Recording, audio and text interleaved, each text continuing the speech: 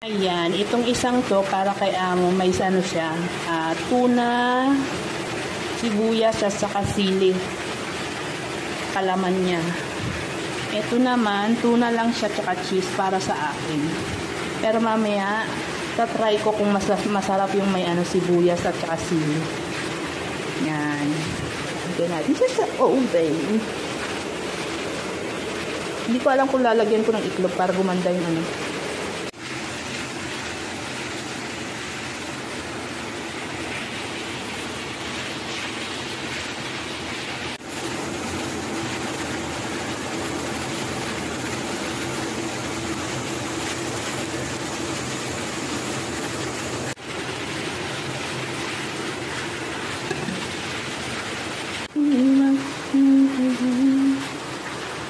mabuti pa kaya'y maging bituin walang hindi.